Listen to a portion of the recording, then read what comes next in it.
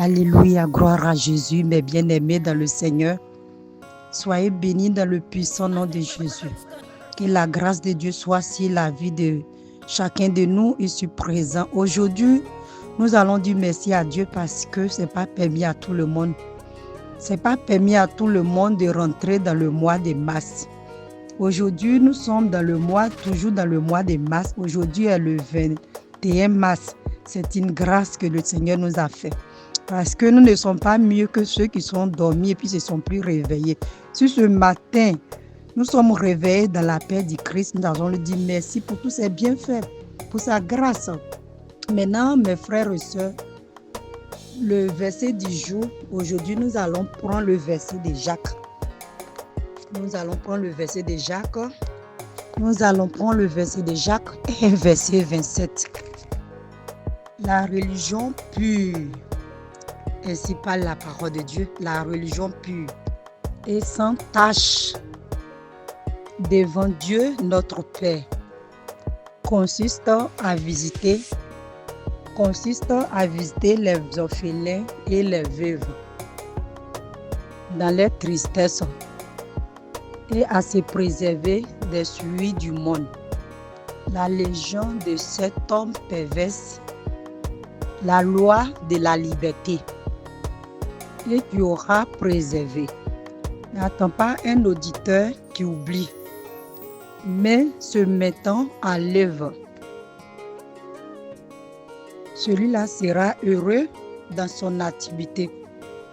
Si quelqu'un croit être religieuse, sans tenir sa langue en bride, la religion de cet homme est vaine. La religion sans tache devant Dieu notre Père consiste à visiter les orphelins et les veuves dans leur tristesse et à se préserver des souilles du monde. Donc, mes bien-aimés, comme la parole de Dieu disait, celui qui croit pratiquer une religion, c'est de préserver les œufs les orphelins et puis les veuves.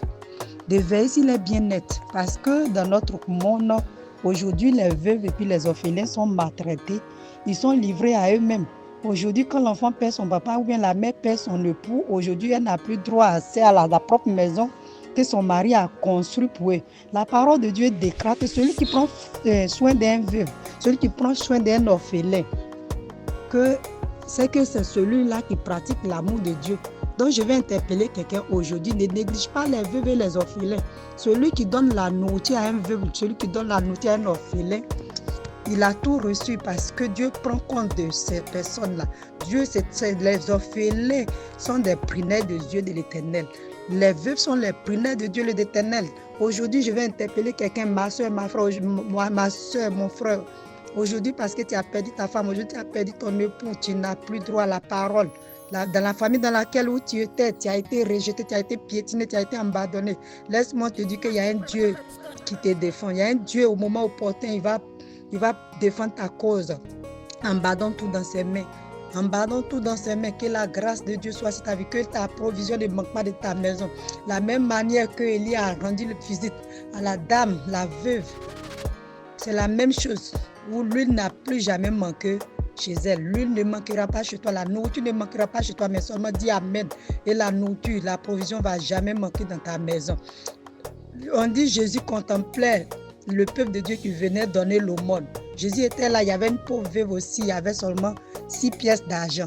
Elle a pris tout son 6 pièces d'argent, elle a mis dans la corbeille. Et l'Éternel, Jésus a dit, les hommes riches venaient donner ce qu'ils avaient de riches pour se faire remarquer, pour se faire voir.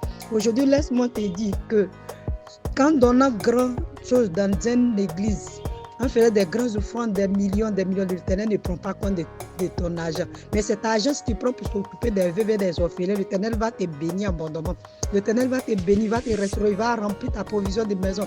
Parce que celui qui prend soin d'une veuve, c'est comme tu as pris soin de l'Éternel. Le Dieu que nous servons, nous n'avons pas le voir en chair et en os, mais c'est celui qui l'a fait à son image, c'est lui qui représente le Dieu créateur.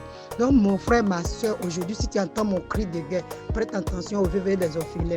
Qu'ils soient la prunelle de tes yeux, comme le Seigneur nous a aimés jusqu'à donner son corps et son sang pour nous restaurer. Tu as vu nos parents faire des sacrifices des moutons, des taureaux, ça ne nous a pas sauvés. Il fallait que le Dieu Saint lui-même se rend pour se sacrifier à la croix pour que nous ayons la vie. Tu peux faire ce sacrifice pour un orpheline. Si tu vois un orpheline qui est maltraité, une veuve qui est maltraitée, si tu peux lui venir en aide, mon frère, ma soeur, ne reste pas immobile, il faut l'aider. Dieu va se souvenir de toi. C'est tout pour aujourd'hui. Prenez ce verset-là. Lisez Ésaïe jusqu'au verset 27 là-bas. Et ça va vous aider, ça va vous interpeller, ça va ouvrir votre esprit sur la parole de Dieu. Tout ce que je vous enseigne, ça vient de la Bible. Je n'invente pas les mots, mais tout cela vient de la parole de Dieu.